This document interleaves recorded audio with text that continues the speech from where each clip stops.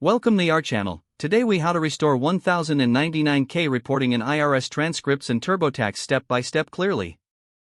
To restore 1099K reporting in IRS transcripts and TurboTax, begin by gathering your documents. Ensure you have all relevant 1099K forms on hand.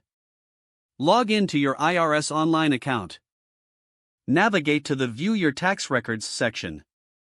Request your tax transcript for the appropriate tax year. Wait for the transcript to load. Review the transcript to confirm whether your 1099K is missing. Next, open TurboTax on your device. Start a new tax return or open your prior year's return. Go to the Income section of TurboTax. Select Add Income and choose 1099K from the options. Begin entering your 1099K details, including payer information and amounts. Make sure to carefully input the exact figures from your 1099K forms. Once you have entered all information, double-check for accuracy. Proceed to the next sections of TurboTax. Continue until you reach the review screen. Look for any errors or missing entries related to your 1099K. If everything checks out, complete your filing process. Print or save a copy of your completed return for your records.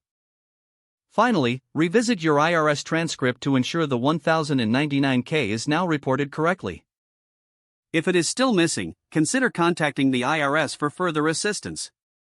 If the page does not load, refresh the browser or try again in a private or incognito window.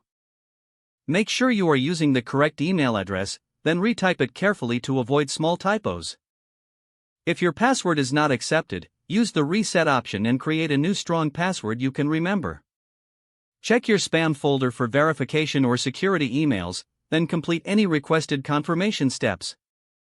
Enable two-factor authentication if available to improve account security and reduce unauthorized access risk. After signing in, review your profile details so your contact information and settings are accurate and current. If you see an error message, note it down and try again after restarting your device and internet connection.